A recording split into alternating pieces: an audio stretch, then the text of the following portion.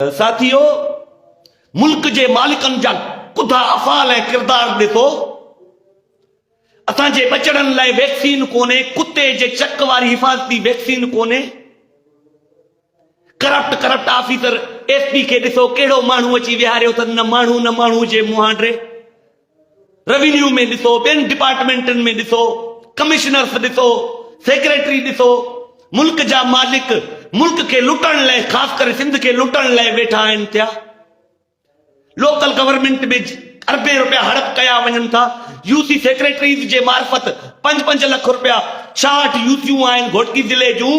हर यूसी जो 5 लख रुपया माहवार बजट आहे, उहे बि मुल्क जा मालिक हड़प कयो वञनि था पिया। को पुछण वारो कोन्हे।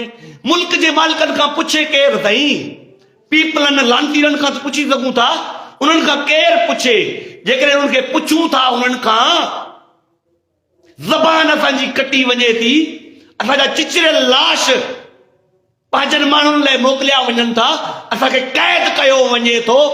लानत पवे अहिड़े सिस्टम मथां, लानत हुजे रियासत जे ठेकेदारनि मथां, लानत हुजे। असांजे बचड़नि लाइ कुत्ते जी हिफ़ाज़ती वैक्सीन कोन्हे, असांजे बचड़नि लाइ, मरदड़ बचड़नि लाइ गोरी कोन्हे कंहिं अस्पताल में, स्कूलनि में असांजे लाइ तैलीम कोन्हे। चलो अॻे त पीपला हुया, ज़ालिम हुया, हाणे निगरान हुकूमत मुल्क जे मालिकनि जी आहिनि। लानत पवे मुल्क जे मालिकनि जे मथां, लानत पवे रियासत जे ठेकेदारनि मथां। असांजे बचड़नि खे कुत्तनि जे चक वारी हिफ़ाज़ती वैक्सीन बि मुहैया कोन्हे। बैंक बैलेंस, अड़े सॼो मुल्क तव्हां गड़काए विया आहियो।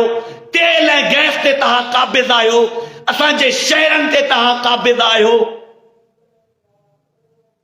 अल्लाहु अकबर, अल्लाहु अकबर। तव्हां सभिनी दोस्तनि खे गुज़ारिश आहे, जेतिरो थी सघे लाइव वीडियो वधि खां वधि शेयर कयो।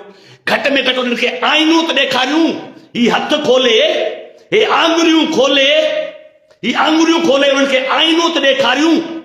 लानत हुजे मुल्क जे मालिकनि जे मथां, रियासत जे ठेकेदारनि मथां, रियासत जे ठेकेदारनि मथां। असांजे बचड़नि लाइ को इलाज कोन्हे। अॻे पीपला हिसोपति वठंदा हुया, हाणे मुल्क जा मालिक उहे पैसा हड़प करनि था पिया।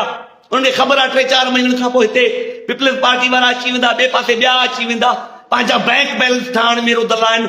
लानत हुजे हिननि जे मथां आदा, लानत हुजे, लानत हुजे भत्ता वठंदड़नि मथां, लानत हुजे किम्स डायरेक्टर रहीम बख्श भट्टी मथां ऐं उनजे नस्ल मथां ऐं उनजे खानदान मथां, लानत हुजे उनजे नस्ल ऐं खानदान मथां।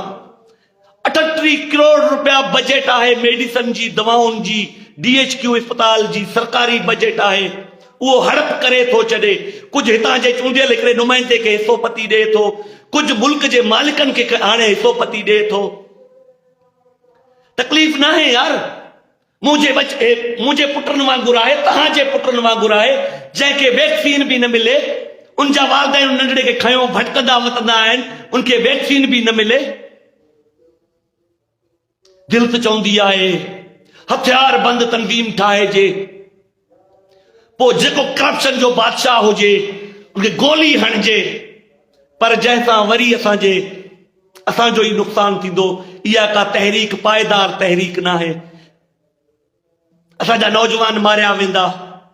बहितर तरीक़ो आहे पुरअमन तरीक़े सां एहतजाज करणु। असांजे घोटकी ज़िले जा माण्हू, ख़ासि करे सिंध जा माण्हू मुर्दा ऐं ग़ुलाम आहिनि।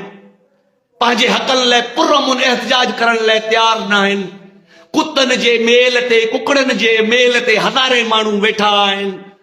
2 ॾींहं थिरायो वेठा आहिनि, होटलनि ते वेठा आहिनि सॼो ॾींहुं, पर पंहिंजे बचड़नि लाइ, बचड़नि जी ज़िंदगी लाइ, पंहिंजे बचड़नि जे मुस्तक़बिल लाइ, उन्हनि जी ज़िंदगी लाइ पुरअमन तरीक़े सां एहतजाज करण लाइ केर बि तयार न आहे। हर मसइले जो हल पुरअमन एहतजाज आहे। हर मसइले जो हल पुरअमन एहतजाज आहे। ख़ुदा रा हिम्मत कयो।